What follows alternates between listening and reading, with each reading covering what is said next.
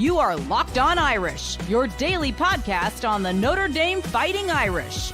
Part of the Locked On Podcast Network, your team every day.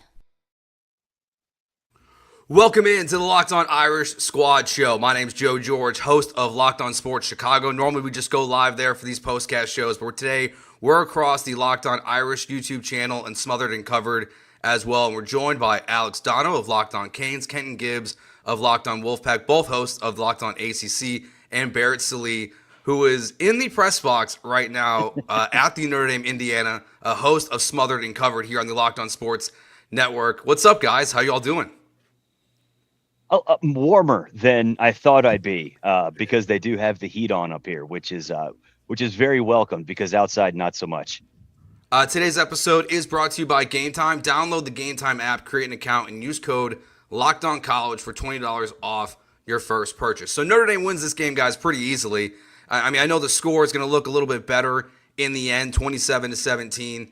For a second there, we had to double check before we went on the air if we were in danger of a backdoor cover for Indiana. But look, Notre Dame really, from the get-go, I thought, just controlled the game on the ground. Defensively, they were great. So, Barrett, we'll start with you, just being, at the game, the first college football playoff game at home for Indiana in this expanded format. What was kind of your take on the day and everything you saw there in person? Well, the day itself, I mean, it couldn't have been better. A great setting for the first on-campus playoff game. The snow on the ground this morning got a little choppy, got a little muddy towards the end because all the folks started walking on it. But I mean, it's the perfect setting. And for me, we're sitting up here and, the first, 5 minutes were chaotic. And then Notre Dame goes on that 16-play drive that seemed like it took about 5 hours. And at that point, they were basically in drain the clock mode. I mean, it felt like at that point the game was in hand. There was no concern on Marcus Freeman's face, and he coached that game like it was a directional Indiana school and not one that dang near made the Big Ten championship game. Alex, what did you think of the game tonight? I thought that the game never felt close. I guess you could say from the Curtis Rourke interception, but then the 98-yard touchdown run by Jeremiyah Love that followed that, 7-0. It really felt like 21-0 at that point for the Fighting Irish. And it's funny because both of those teams are from the state of Indiana, so you'd figure they'd both be acclimated to playing in this kind of weather. But the Indiana Hoosiers looked cold out there, especially with their inability to punt. I mean, that was, if you're going to try to play the field position game, those 25, 35 yard punts didn't do them any favors. So the Fighting Irish were able to completely control that. I thought Notre Dame settled into the game nicely because, we did see an early interception from the Irish and it seemed a little bit frantic, but then really after that Love touchdown run, Notre Dame was able to fully get in control. Riley Leonard really came on, and I know it's not easy to throw in that sort of weather, so he looked a little bit stiff at times. His receivers made some great catches, and I like what Barrett said about going into control the clock mode, but you do what you have to do to win. It didn't lend much to the excitement of the football game. And then I guess Indiana and Curt Cignetti didn't get the memo that Notre Dame was eating all that clock when they're still punting in the fourth quarter when you're down 3 scores. So many sad kicks. Yeah, so many. I mean, the punter was also just terrible. Yeah, it was awful. He was awful the first. And look, I hate beating up on college kids, but man, he was just struggling early on. I mean, Ken, when you see Jeremiyah Love go for 98 yards like that, I imagine you felt like all of us and just like this game's might get out of hand pretty quick here. I actually believed in Indiana. I actually thought, hey, Indiana can make this thing close. They can make this thing a situation where we have an actual football game on our hands. Too bad Curt Cignetti and company were not aware that this is a single elimination tournament. Curtis, I'm going to call you Curtis because your mama named you Curtis. This is not round robin. You don't get to go and play everybody else in the tournament and just say, you know what? We can be conservative today. It's not round robin like a kid's travel ball tournament. No, this ain't the Little League World Series. It ain't double elimination. You're not going to play the Chinese Taipei in the next game, brother. You're done. It's best Chinese Taipei. I'm just saying, to watch them go into this game, and you talk about how terrible the punter was. You're down 3 scores with 10 minutes left, and you say, let's go ahead and bring out the guy that's been terrible all game. What? And you know what's hilarious, Kenton, is that with 3 minutes to go, they get aggressive. They recover the onside kick. They try another onside kick. It's like, dude, where was this the first 3 quarters? Like, you might have actually been able to win the game had you not had a sad field goal and 2 sad punts. Like, come on, man. And here's the craziest thing of why I say, although the score did indicate that this game was out of reach the entire time, it feels like the eye test is a little bit working against what we actually saw here, because part of me was like, damn, they couldn't tackle Jeremiyah Love all day. But if you take away that 98-yarder, the guy had, 8 touches for about 30-some-odd yards? That's what I mean. You had a chance. And they just were like, you know what? We're content with the L. We're going to play the loser of the next game to move forward. That's not how it works in the playoff yet.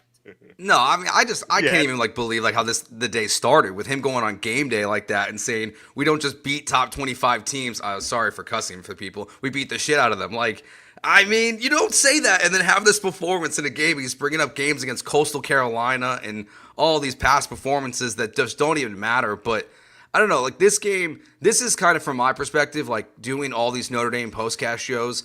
This is kind of what it's been like most of the season where, they played Navy, they played Army, like they played teams that were top 25 ranked, but they just controlled the clock, controlled the ball, and really haven't been challenged for the first time still since the NIU game, which is really bizarre. I mean, Louisville gave them a little bit of run, but just another team that just can't handle it. And I'm curious, Bear, was there any indication that Jeremiyah Love was hurt, though, to what Kent was saying? Because he didn't touch the field for the next 2 possessions after that 98-yard run.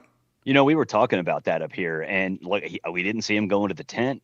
We didn't see him on a bike. We didn't see him at all. And maybe it's just at that point, Marcus Freeman was like, "Yeah, we'll save you for the Sugar Bowl. Like, let's not get you guys too much run." But no, I mean, there was no indication. I honestly, I'm excited and interested to see if Marcus Freeman is asked about that. It's not on yet up here, but I would be fascinated to hear his answer. But to your point, like, don't go on game day and talk smack if you're not going to back it up. Like, that's just it does more harm than good to your entire program. Yeah, I know what he's trying to do, but it just was not. It got the fans were pumped that were there at game day very clearly, but then to have that performance, it was really tough. But we saw Janarian Price. He had a good day running the ball. I mean, really all 3 running backs were pretty solid for Notre Dame, and I think that's one of the biggest strengths of why they'll be able to compete with Georgia's, because even though Jeremiyah Love, if he's dinged up still, it's just not one guy. Yeah. At what point do we admit Notre Dame is good? No. At what point do we do it? You can do it. I'm more than willing to do it. And it's funny because that NIU loss is one of the more embarrassing things that can happen to a program like that. It's hard to top that, to lose to NIU, but at the same time, they have been so good since that point. And we're going to be having conversations, and you're going to see what the national media is going to be doing after this game. The narrative is going to be, well, see, the SEC should have gotten more teams in. Indiana didn't belong there. But, okay, we can have 2 separate conversations, and I'm sure we'll have the other one tonight. But 2 things can be true at once, fellas. Notre Dame, they're both lines of scrimmages absolutely dominant, as they have been for most of the season. That was really the key to just manhandling Indiana tonight. And so, maybe Indiana, a little bit fraudulent, very fraudulent, but Notre Dame, that's a good football team. So here's my question. Because I don't believe Indiana was fraudulent. Let's say, for kicks and giggles, let's say, just hypothetically, which I think that Joe can go with me on this hypothetical, because he's a Notre Dame guy. Hypothetically, Notre Dame goes out there and beats Georgia by 14 points or so. Is Georgia frauds, or did all of a sudden all of these teams that Notre Dame beat by these margins, do they become legitimate? One of the 2 has to happen, or else we're objectively admitting, well, the idea of SEC teams is so good that we refuse to even acknowledge a possibility of, well, maybe we undervalue these teams or overvalue this one. And by the way, Dono knows this. I know this because we're both ACC guys. I think it's very interesting that missing quarterbacks is no longer a criteria that'll keep you out the play. I think it's interesting. I'm just saying. Well, you know what? You made a great point about Georgia. Here's the thing, though. In this particular season, it's not about how high your ceiling is. It's about how low your floor is, right? The only team that really hasn't shown many warts is Oregon. And I would say really from the Northern Illinois loss, the other one might be Notre Dame. And I've said for a long time, they're the best boring team in college football, right? Yeah. That's a good thing. That's a really good thing in this year because, you don't want Carson Beck throwing 3 interceptions. You don't want, Quinn Ewers going out there and looking like he's injured. That's if you're consistently boring but good, then you're going to go a long way. And I tell you what, like right now, that Georgia team with Gunnar Stockton. Well, first of all, being around that Georgia team, Gunnar Stockton's kind of a legend, and he might be a better option in that game against Notre Dame because Carson Beck wouldn't have absolutely no success against a guy like Xavier Watson. He played his absolute tail off today. Yeah, he's honestly I hate to put lofty comps on guys too, but he has plays this season where it's like Kyle Hamilton light, where he's in the middle of the field and all of a sudden he's run 30 yards across the field. It feels like is getting interceptions. Xavier Watson is probably honestly is my favorite player to watch. Outside Jeremiyah Love on Notre Dame. Kind of to your point, though, with the defense and how it's looked this season, do you guys feel like Indiana still was having some success, though, on the ground? It did feel like Notre Dame was a little, I don't know if it was, they were just having some success against the Irish moving the ball before their offense was stalling out. I don't know if that's something big picture to think of, but it just felt like Indiana was moving a little bit at times. I didn't really feel that way. I mean, at the end of the day, I maybe there were a couple of drives where Indiana showed some promise, but they were held to 63 rushing yards on the day. I want to see I don't have the total team yardage in front of me. I can pull that up in a second. 278 total yards, 63 rushing yards. I don't know, man. I didn't see too many warts on the Notre Dame defense, if I'm being fully honest. Can I tell you what this was? This was some empty calories here. This was a lot of empty calories at the end of this game. Because if we look at when this game mattered, when this game was quote unquote in the balance, Kurt Cignetti and company said, you know what? We're resigned to the fact that they'll give us nothing and we'll take nothing. We're okay with nothing burgers right now. It wasn't until Notre Dame went into those very soft zones. It wasn't until Notre Dame's nearest defender to the line of scrimmage in terms of anybody that wasn't a pass rusher was about 8 yards back to where, Indiana finally started to make something happen, which, I mean, that's kind of part and parcel of the gig. You're saying we'll keep everything in front of us. We'll tackle them in bounds. They'll run out the clock, which is what happened. So I don't think that I look at Indiana's offense and say, they've shown me something that I can use in the next game to say, here's the weakness. I did see it.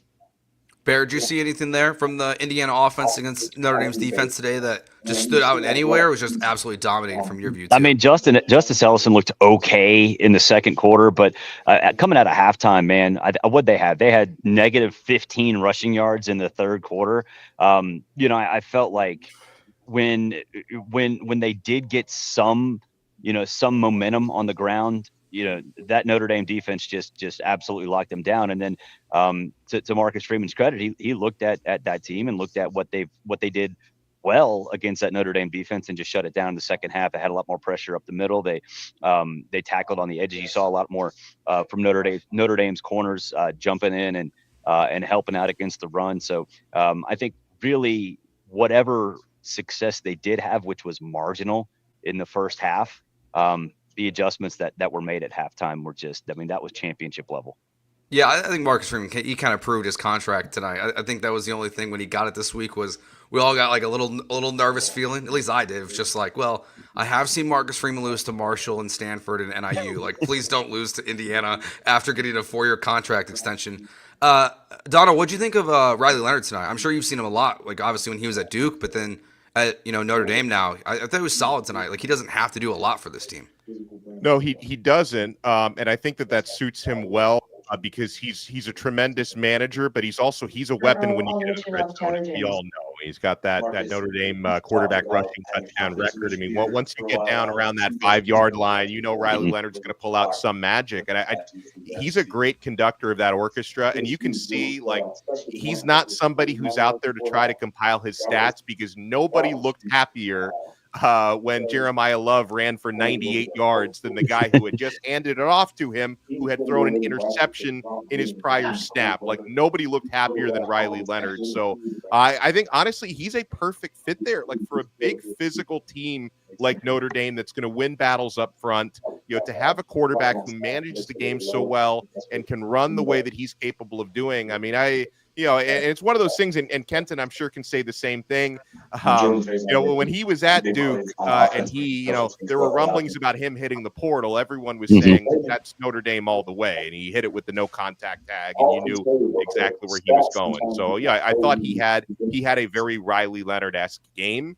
He made the mistake early on, and he responded from that. And on the flip side, I know that, Curtis Rourke's stat line ends up looking more flattering than he really played, because a lot of that. Talk about empty calories. It's all about the empty calories late in the game, because I thought when Rourke threw his early interception, he didn't really recover from that, at least not until, garbage time fourth quarter, where Riley Leonard, after throwing his INT, he sharpened up for the rest of the game. Yeah, and to speak to what you were saying there in terms of the how Riley Leonard was a perfect fit for this team, I tell people all the time, Riley Leonard was a Ferrari among Fiats at Duke, and that's with all due respect to the players at Duke that were with him. But that's not to say that they were bad players. It was to say that the system was greatly reliant on him being Superman. Dono can attest this. I can attest this. I watched him play. I watched them win games because he was Superman. At Notre Dame, it's the exact opposite. It's, hey, play within yourself. Don't make the critical mistake. And hell, even if you make a bad mistake, we can recover from it. Just don't make another one. Just accept, hey, that play didn't go your way. You don't have to be a guy that's going to make a bunch of Superman throws in super tight windows. Just make the pass that you're supposed to make, do a little something with your legs, be a net positive, and we'll be okay, which he's done. Mm-hmm. Yeah, Bear, I'm curious your thoughts on Riley Leonard too, because obviously, covering the, from a national view, we're not seeing great quarterback play this year. I don't really know who is Dylan Gabriel, and then I don't really know who the next guy is. What you were saying earlier about Carson Beck and Quinn Ewers and these quarterbacks. Obviously, Riley Leonard has some limitations, but he's still just not asked to do a lot. Do you think if this were to be a shootout game, he still has that in his bag too? Or where do you kind of view him as a quarterback? Yeah, I think that if he does get into a shootout, there could be some questions. I think at times in this game specifically, he had happy feet, especially early on. That interception was one of many that could have happened in that first half. He just looked rattled. And then even in the second half, pressure up the middle, he had to bail out, but he was bailing out even when there wasn't pressure up the middle. So, I think that there is some concern there. But the thing is, in my mind, there aren't many teams that can get Notre Dame into a shootout. So I think maybe being able to coach around him is something that Marcus Freeman can do. But, he's limited, and that's okay. He's limited. But, I think in this game, if George is going to look at this, or whoever down the road, if they can beat Georgia, we'll look at it and say, okay, pressure up the middle. That's how you get to Riley Leonard. And if he bails and he beats you, fine. But that's the way you got to go about attacking him. All right, we're going to take our first time out here. When we get back, does this game tonight say more about Notre Dame, Indiana, or maybe more about just the expanded college football playoff? We'll get to that next here on the Locked On Irish Squad Show here all across the Locked On Sports Podcast Network. Did Rocket Money help you find any subscriptions you forgot about or were paying for twice? That definitely happened to me. I had a few subscriptions that I didn't even realize I was still paying for, and Rocket Money made it easy to track them all down. It's like having a personal assistant for your finances. Rocket Money is a personal finance app that helps find and cancel your unwanted subscriptions, monitors your spending, and helps lower your bills so you can grow your savings. It brings everything together in one place, whether it's subscriptions, your spending habits, or even the goals you want to hit this year. Rocket Money has over 5 million users and has saved up to $500 total million in canceled subscriptions saving members up to $740 a year when using all the app's premium features. Cancel your unwanted subscriptions and reach your financial goals faster with Rocket Money. Go to rocketmoney.com/lockedon today. That's rocketmoney.com/lockedon. rocketmoney.com/lockedon. All right, what does this game say to you guys? We'll start here with Kenton. What does this game say to you about Notre Dame, Indiana, the college football playoff expansion? What is this more about? Well, first thing first, the college football playoff on average, I believe the semifinal games, the average margin of victory was about 18 points. So congratulations. This was a relatively competitive game in comparison to that. Take that for what you will. Now, what does this say more to me about, or who does this say more to me about? I'm going to go with E, an option you didn't present. Super conferences. That's what it tells me about. You look at these super conferences that were created, and everybody says, Texas hasn't played anybody outside of Georgia. Indiana hasn't played anybody outside of Ohio State. Well, what the hell did you think would happen when you said, I know what we'll do. We'll take these conferences that are about 12 to 14 teams, and we'll make them 18. And we're going to ensure somehow that everybody plays really good teams. That's not how it happens. As sure as the sun rises on the east and sets on the west, you will see anomalous seasons like this to where, no disrespect to Indiana, I think that they're a good team. However, they received a bump because, again, the conference is so big, they got to play teams that they otherwise would not have had to play. If the Pac-12 still existed, where would Washington have been this year when Indiana played them? Somewhere playing Oregon State or something like that. And they would have had to play Penn State. They would have had to play one of those teams that is a little bit more serious than Washington was this year with all of the exits in the poster board type of situation. So it says to me that super conferences will create these teams that are built up and propped up to look a certain way, but they just are not that. I think Notre Dame is a really good team, but to me, this game didn't convince me of that. Their entire body of work convinced me of that. But this game convinced me, you know what? Maybe the super conferences were a mistake. Dono, what you think? You know, I think to me, and I co-sign on pretty much everything Kenton just said. I'm not going to steal his points, though. I'm going to go in my own direction. I do think it says a lot about the format, that when you expand to 12 teams, and if we move to 14 and 16 in the future, you can't expect every matchup to be a barn burner and to be a close competitive game. Now, I want to be very careful with the way that I lay this down, because I'm not going to be one of those people that said, hey, this shows Indiana shouldn't have been in. Of course they should have been in. They earned it. Like, are we really, and I know this is going to be happening on every ESPN show that we all love with two guys screaming at each other. They're all going to be saying, well, this is what happens because they left out Alabama and they left out Ole Miss or they left out South Carolina. Like, I can't be that guy who tells you that any 3-loss team deserved to be in more than a 1-loss Indiana, whose only loss came to an excellent Ohio State team that's, you know, one of the favorites to potentially win this tournament. Indiana deserved to be there. It's the reality of the format. The wins, the resume, the record has to mean something. At the same time, I think this says a lot about the format, that if you're going to expand it to 12 teams now, 14, 16 in the future, you can't expect every matchup this early on in the CFP to be great. Hopefully we get more competitive, close type games later on, but you can't expect everyone to be a barn burner. And yeah, did Indiana get exposed tonight? Probably. I'm also not going to take anything away from Notre Dame because, again,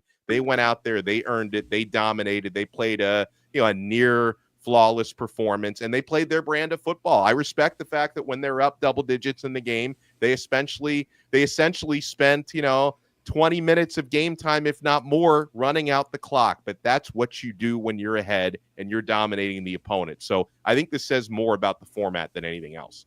Yeah, and I apologize, Guy, because they cranked up the volume in here, so it's really loud. But I think to both of y'all's point, that's 100% accurate. You got to put 12 teams in a 12-team playoff. You just have to, and there are folks who are retroactively going to say, "Oh, well, Alabama should be in, Ole Miss should be in." None of them should have been in.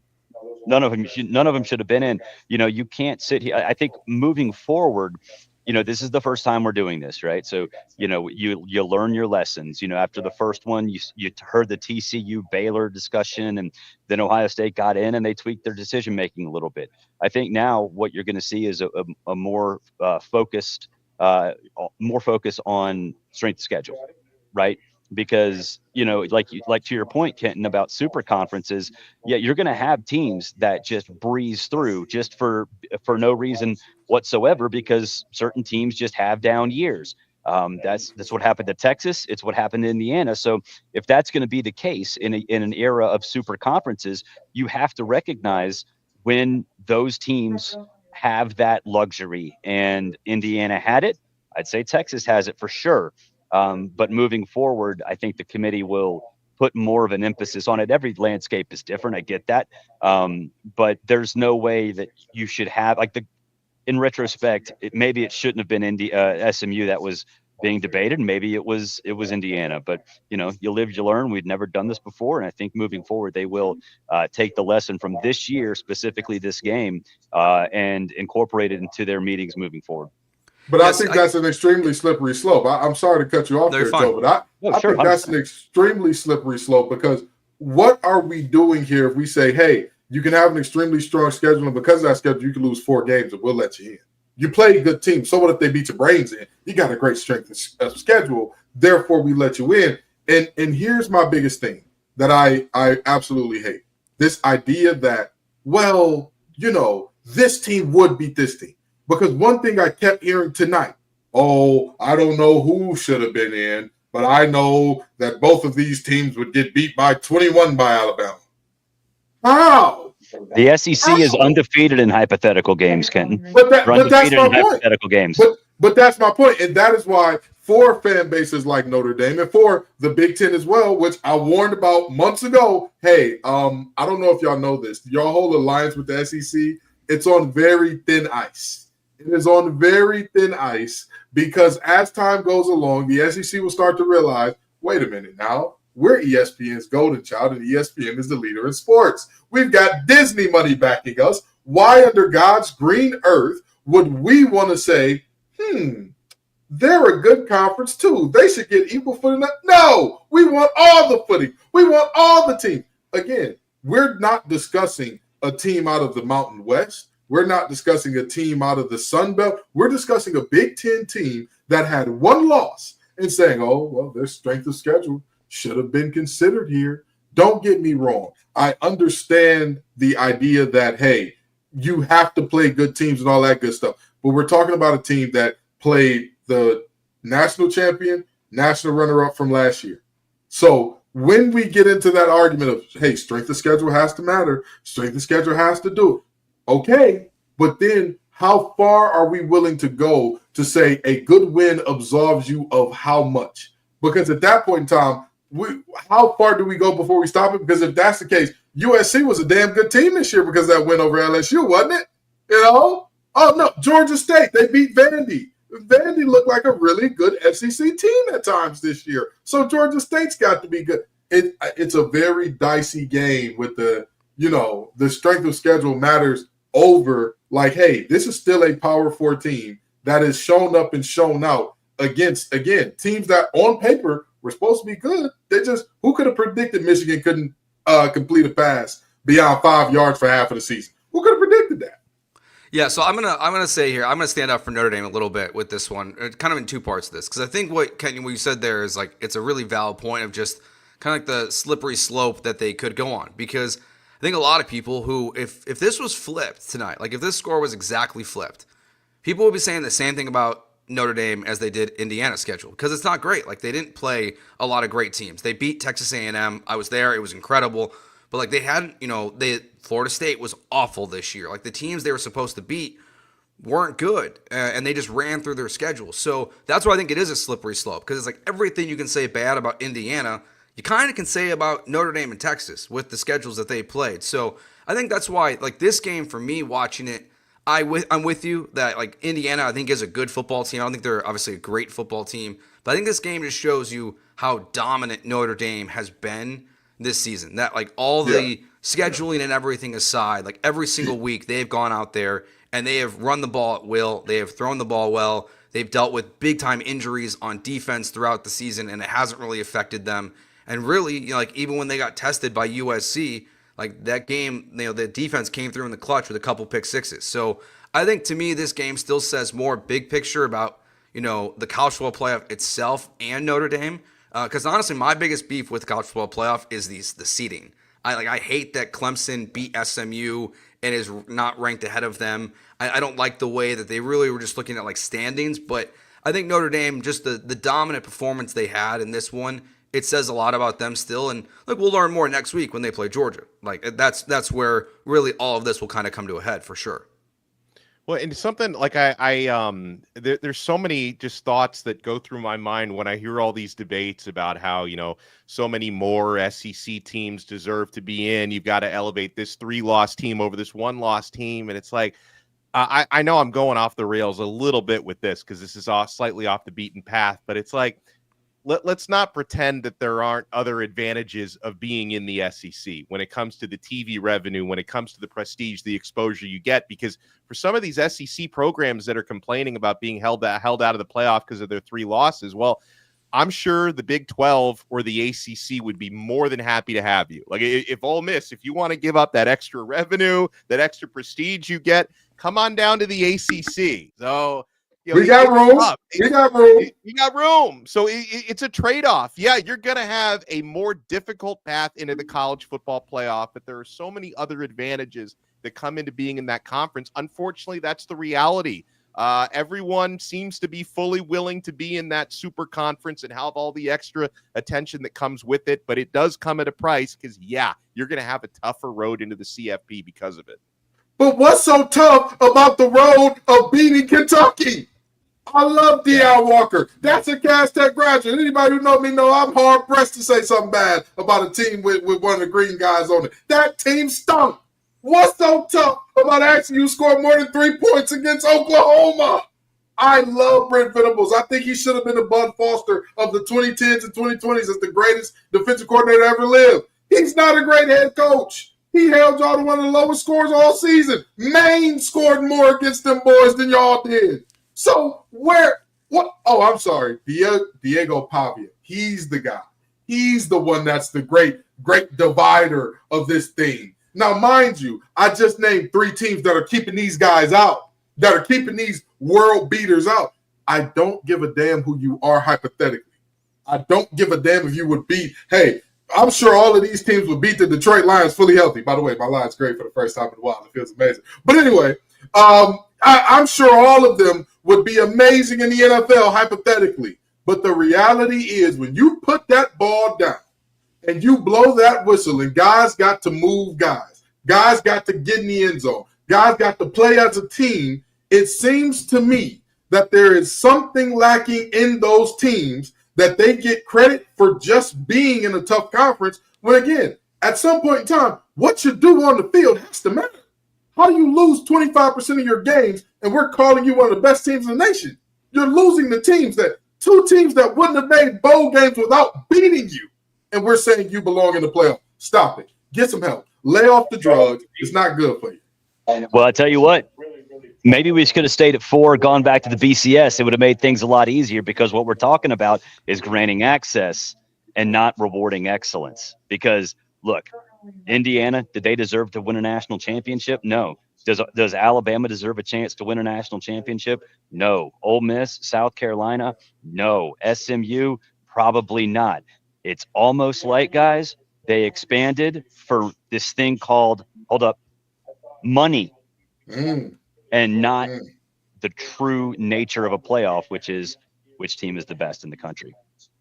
Yeah, well, thankfully, as a Notre Dame fan, I'm glad they expanded it this year. So, maybe, it would feel the committee would have probably done things differently with the conference championship games. Notre Dame probably would have been in the Final Four, but it's at this point, it feels good that they expand. I wish they would have gone to 8 first. Just give it a shot, guys. Let's just see what 8 teams, 6 teams looks like. And they've already got 14 next year. Yeah, 14 next year. or also, I 2026. love how people always pretend that if you expand it, we can all stop arguing about who gets in, as if we're not going to be arguing about number 15 and number 16 in a few years. It's like, and I remember when people said, hey, only 2 teams get to play for championship. If we expand it to 4, no one's going to ever complain again. Oh, what's that? We all complain. Let's expand it to 12. Several programs complain about it. Even, I cover Miami. There was some complaints on Miami's side as well. Hadn't really mentioned them. So a lot of teams get into the whole complaining factor. It's going to happen when they go to 14, 16, whatever. There's always going to be someone who feels like they were hard done by this committee. I think the people who feel like they're most hard done by this committee are the NFL, the draft scouts and whatnot, who said there are so many guys who will be drafted in the first and second round for Alabama and Ole Miss and South Carolina who aren't going to get to play, Dono. Did we think about the scouts? Brett, Barrett, are we thinking about the scouts? Why are we not considering them when we're talking about the best college football teams in the nation? Because, again, apparently the best teams are no longer decided by who wins their games. It's now decided by, well, who has the most All-American? Well, who has the most 4 and 5 stars out of high school? Well, who has looks the best getting off the bus? Hey, now, who has the most national championships in the past 10 years? Because apparently Joe Burrow's still in college. Derrick Henry's coming back. Somehow with this JUCO thing, Alvin Kamara's got some renewed eligibility, because that's just what we're looking at in terms of all the things that are being mentioned as what matters when they don't. All right, we're going to take one more time out here before we get in. We'll start talking about next week already, because, look, Notre Dame, they dominated this game. It's so funny doing these Notre Dame shows because it just feels like they leave so little to say because of just how well they perform. So we'll talk a little bit about what it's going to look like versus Georgia, because I'm with a lot of people in the comments here. I think Notre Dame's got a strong shot. They're currently 1.5-point favorites at the Sugar Bowl next week, so they are favored, which honestly surprised me, even with the quarterback injuries. We'll get into that next year on the Locked On Irish Squad show. Tonight's episode is also brought to you by Gametime. Gametime is focused on togetherness this holiday season. That means when you bring people together at live events, the experience is that much better. I'm already using the Gametime app for the holidays. We're going to take my 3-year-old son to his first basketball game, and we use Gametime to get those tickets. I love the all-in pricings. You can see the toggling feature. You can toggle that feature and you can see your total upfront cost, not having to worry about all the surprise fees at checkout. And I love the panoramic view. If you listen to Locked On Sports Chicago, I always tell people when we're talking about Gametime, if you're going to Wrigley Field for the first time, you want to use that view because, well, you might be behind a giant steel pole if you don't use it. It's a huge advantage with Gametime. Take the guesswork out of buying tickets with Gametime. Download the Gametime app, create an account, and use code LOCKEDONCollege for $20 off your first purchase. Terms apply. Again, create an account and redeem code LOCKEDONCollege for $20 off. Download the Gametime app today. What time is it? It's game time.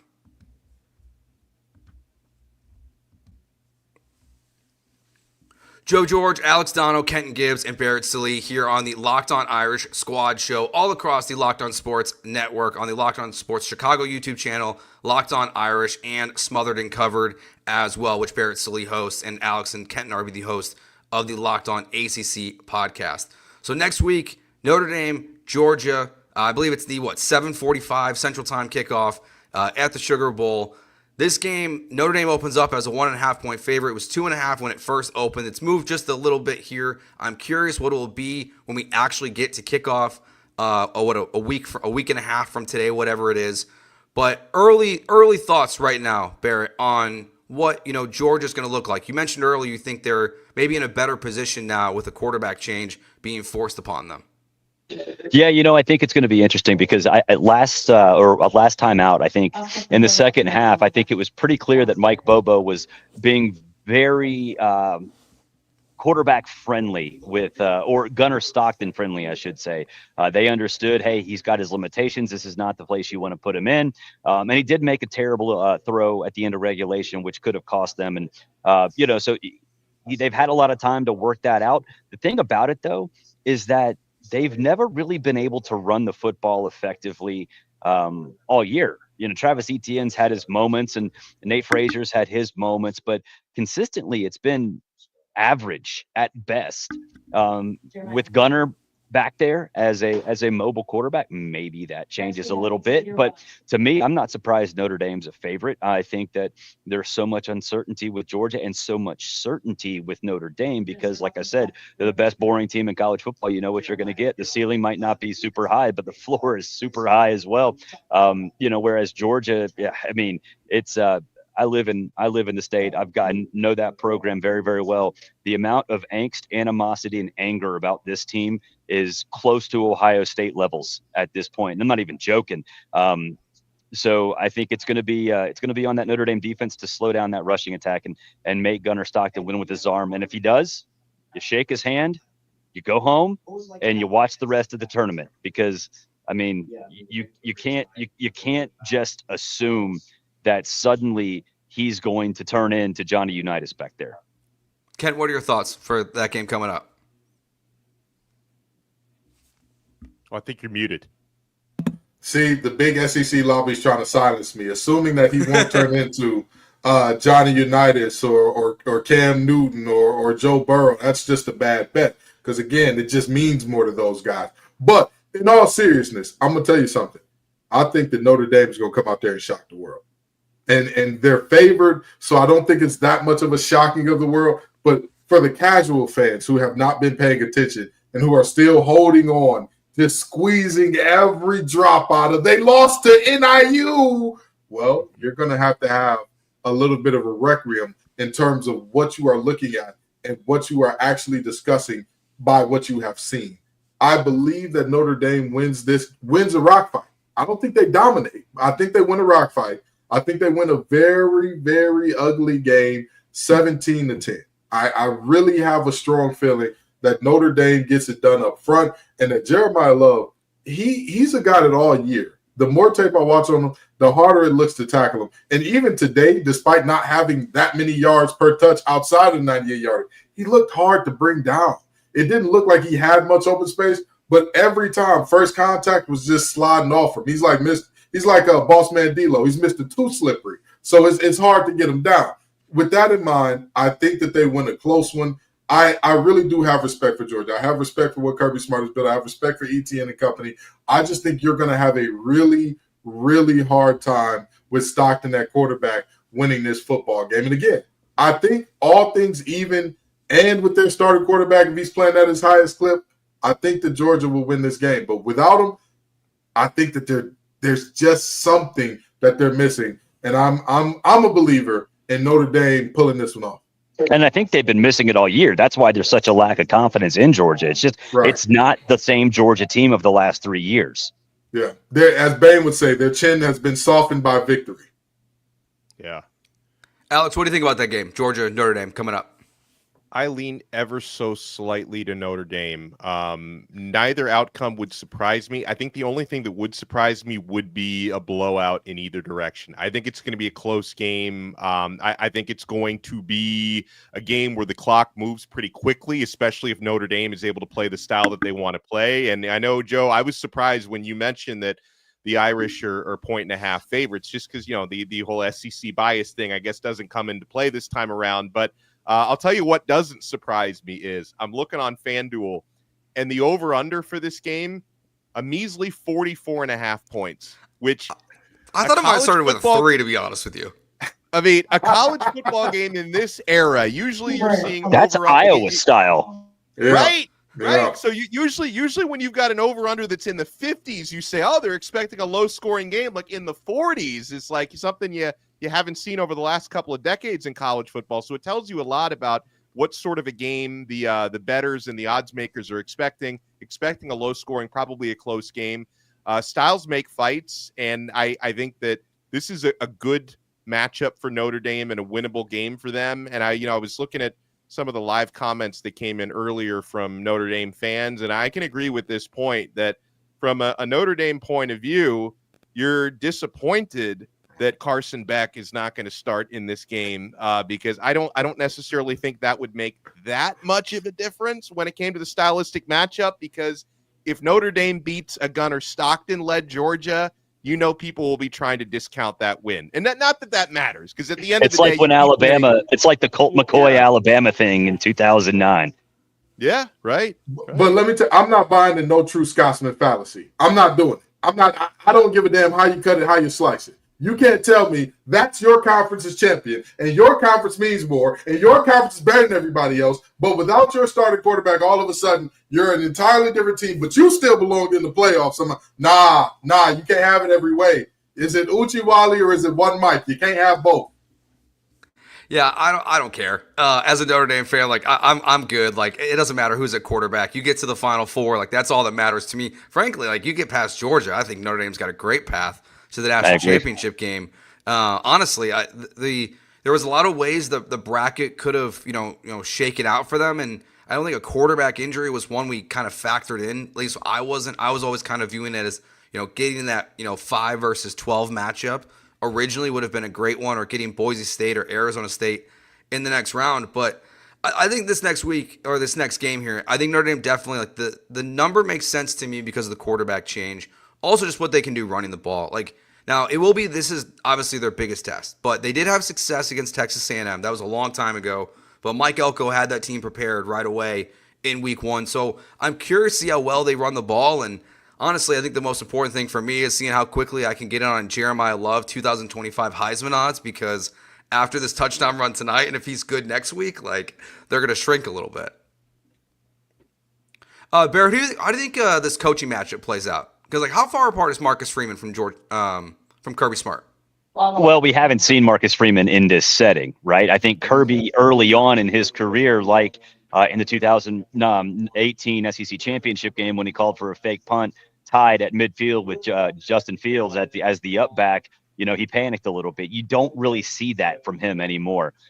You see him tone it down, crank it down when he needs to, and play smart. I don't think that Marcus Freeman really, he hadn't been there, so you don't really know, hey, you know what, when's he going to push that button? When's he going to push that surprise onside kick button or anything like that? So Kirby has the edge. I don't think there's any doubt about that, but it's really only because Marcus Freeman hasn't proved it, and because Kirby learned from his mistakes early on when he hadn't proved it yet. So Kirby's got the edge. But don't get me wrong. I think Marcus Freeman's fully capable of coaching and winning a national championship. He's that good. He's just got to learn on the fly and make sure he, when he does make mistakes, to learn lessons from them, even if they pay off. Recognize, hey, you got to do this at the right time. Otherwise, you can dig yourself in a hole that maybe you can't dig yourself out of. Yeah, I think tonight's a great example. He got the timeout from Cignetti on that fake field goal, but please don't do that again. That was a disaster of a play call decision. Like, honestly, even the reverse, I liked it to start the second half, but my immediate reaction was, why didn't they save that for Georgia? Like, why are you wasting that fake play on against Indiana? But yeah, please don't run that fake field goal ever again, because that was a disaster of a play. I want to address something you said there, Joe, in terms of getting in on those Heisman odds for Jeremiyah Love early. Those things are already shrinking as we speak, okay? During that 98-yarder, I heard the Sharps saying, they were down on Wall Street. Give me love right now. They were screaming, give me love, like it was Valentine's Day or something. But I'll tell you this much. I look at Jeremiyah Love, and I absolutely say he can be a difference maker in this game. But I truly think that the X factor for this game, as obvious as it is, I think people are greatly underestimating which quarterback is going to make the play. Because in 2024, you have to have a quarterback that's going to make just 1 or 2 plays a game. Just 1 or 2 plays, that pivotal moment where you say everything swung in our favor at this play. A quarterback's going to throw one in a tight window and it works, or a quarterback's going to throw one in a tight window and there's going to be Katie Diggs at the doorstep for the other team. I'm not sure which quarterback is going to do that, and that is my only concern for Notre Dame, because I have nothing on Stockton. I should feel very comfortable saying Riley Leonard's going to be the guy to make the positive play, but there's still something in me that's a little hesitant there. With that in mind, though, I do believe that defensively, I have not seen a defense as good as Notre Dame's in quite some time. A complete unit, top to bottom, all 3 levels, depth as well. I have not seen a defense that good in quite some time. And so, again, if if Riley Leonard can be the guy to make those couple of right plays, Notre Dame will be just fine. Alex, any thoughts on that? About what yeah, sure. I mean, it's like this might end up, like you said, Kenton, coming down to which quarterback either makes the one extra big play or the one extra brutal mistake. At the same time, if you think about some of the other teams that are in the CFP and some of the other matchups, like this game specifically seems to be a lot less about the quarterbacks than it is about everything else. Yeah. Coaches included, lines of scrimmages, defenses, because, neither of these quarterbacks, or especially, with Gunnar Stockton being a guy we've barely seen, neither of these guys were knocking on the door to win a Heisman Trophy or anything like that. But this is just going to be and I'm so looking forward to this matchup because, Notre Dame was completely dominant tonight at the lines of scrimmage. And I already picked Notre Dame to probably edge out this game coming up. So don't call me a hater or anything, but I just want to point out one extra thing. You're talking about a neutral site game coming up. Notre Dame had the crowd. They had the home playoff. They had, I know Indiana also plays in Indiana, but I think the weather was something that worked into the Irish's favor a little bit. So, it is something else to think about. But at the same time, whether you're playing indoors or outdoors, things that travel very well are great defenses and great play at the line of scrimmage. And Notre Dame has both of those things. So I think that those things are going to travel pretty well to the Sugar Bowl next week.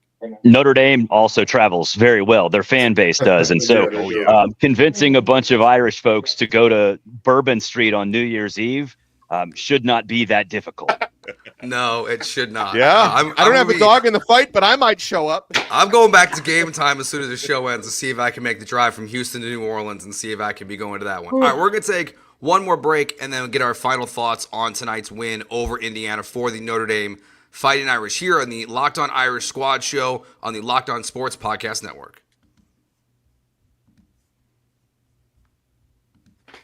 It's that time of year. The college football playoff is back, and with the newly expanded 12-team format, it's guaranteed to be bigger and better than ever, bringing you all the hard-hitting and high-flying excitement that you love. TNT Sports coverage of the college football playoff begins December 21st, starting with the college football playoff kickoff show presented by AT&T at 11 a.m. Eastern, leading into our first matchup, the Southern Methodist University Mustangs battling the Penn State Nittany Lions at noon. Then, the Clemson Tigers look to upset the Texas Longhorns and a showdown at 4 p.m. Eastern. Don't miss a moment of the action. Watch the college football playoff presented by Allstate live on TNT, True TV, TBS, and Max. All right, guys, final thoughts here on the game tonight. Anything we didn't hit on that you want to mention from tonight's game? Kenton, we'll start with you there. The only thing that I feel like we've said already, but I need to reiterate this one more time. I don't give a damn if your quarterback is hurt. If Notre Dame dominates this game, we need to go back and reevaluate how we looked at multiple teams that they beat this year. Multiple teams that we said, oh, you're fraudulent because Notre Dame dominated you. We may need to go back and say, you know what? Maybe Indiana was a good team. Maybe they were a good team. Maybe they just ran into a buzzsaw and a future national champion.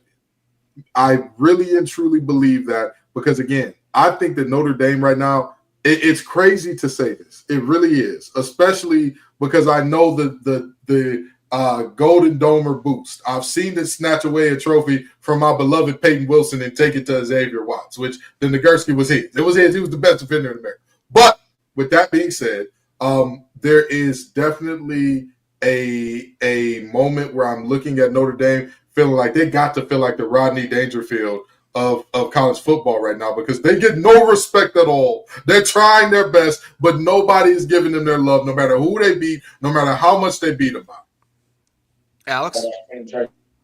Yeah, a couple of players I hadn't given enough love to. Jordan Faison had a big grab and a big game for the Irish, 7 receptions for 89 yards. And I know that the passing game on either side weren't really the headline makers. It was more of the defense, and it was more of Jeremiyah Love for Notre Dame. But there were some clutch catches and some big-time throws that Riley Leonard made. And also, if I can give Jeremiyah a little more love for something else, because we talked about see what I did there. We talked about the 98-yard run, but he also had a highlight reel stiff arm on a separate run in that game where he sent an Indiana defender into next week. He also had a hurdle for no reason, but just because it looked good. He's done like 4 of those this year, right? And they're sick, all of them. Yeah, a hurdle for like maybe he picked up an extra half yard on the hurdle, but it looked unbelievable. Like that's going to be on a poster. That on the highlight reel. And pretty soon. Yeah. So no, that's about it. I think we hit on the big points. It was a really dominant defensive performance, but there were a few other standout players I wanted to mention. Yeah, the last thing I want to say is, for people down south, which is where I'm from, can we stop it with the Notre Dame is overrated thing? Notre Dame, generally speaking, is properly rated every single preseason. And right now, they're properly rated in the college football playoff. They're going into a season, leaving a season. They're pretty darn good, and they're pretty darn good. Again, it goes back to what I've been saying. Is the ceiling as high as Georgia's or Oregon's? No, of course not. But in a season like this, having your floor as high as Notre Dame's means you're a pretty darn good team. And in this particular season, it means you can win a national championship. Somebody cut Barrett's mic up. Somebody cut Barrett's mic up. Last thing for me, this is a funny one, it feels like, but it was a talking point for me throughout the season. My gosh, was it good to see that 49-yard field goal go through for Mitch Jeter, because he has been brutal this year. It deserves to be said, because it was one of my biggest questions for Notre Dame going to the playoff was like, if you have a kicker who's hitting 50% of his field goals, you're not winning college football playoff games. So that was very just refreshing to see that happen in this game. I got a final question here actually for you guys. I'll throw one more at you. Georgia Tech, Notre Dame handled them. Georgia did not. Does that matter to you in your mind when you think of this game coming up? Not really to me. I love Georgia Tech. I love Brent Key, but they're like, to me, it's you can't do the thing where a rivalry matters all that. I was at that Georgia Tech game. Those Yellow Jackets were it was a different level, and Haynes King at the end of the season, he put that team on his back. It's just to me, different times, different parts of the season. I don't think you can take much from that. You can't. I'm going to agree with that, especially because like Georgia Tech was a really up and down team. They almost got shut out by Virginia Tech. Like if you were to judge them by their best performance of the season, which was that rivalry game against Georgia, you also have to look at the full body of work. I mean, so the whole thing with the common opponent math, there's some value to it. In this case, I don't think there's a whole lot. You can't do transitive property with 18 to 22-year-olds. Most of them don't even know what transitive property is. You cannot go from week to week saying like, oh, I expect these groups of 18 to 22-year-olds to play the exact same way the next week. Think about who we all were as 18 to 22-year-olds. Some of us may have played a little bit of college football. Some of us may have not. But think about who you were. I was an idiot back then. Exactly. So I don't really believe in using too much of like, oh, this is who you were against this team, and this is who you were against this team, especially when it's at such different parts of the season as well. I kind of look at that and I'm like, this ain't like Georgia plays Georgia Tech, Notre Dame plays Georgia Tech, and then they play each other a week later. I think there's too much space between those games. Yeah. All right, so that will wrap it up for us here on the first Locked On Irish Squad show here all across the Locked On Sports Podcast Network. Joe George, Alex Dono, Barrett Slee, Kenton Gibbs. Thank you all for hanging out with us in the chat, watching us on YouTube. Just a reminder, if you missed any of the show and you want to catch it, you can catch it right away on YouTube. But also, the audio will be available all across audio platforms. Just look for Locked On Irish, and it'll be there on Spotify, Apple, wherever you listen to your podcast. We'll be back, some combination of us. And for the Locked On Irish people, Tyler Wojak will not be at that game, I'm guessing, and will be here as well. So thanks for watching. Appreciate you, everyone. Let's go Irish. We'll talk to you soon.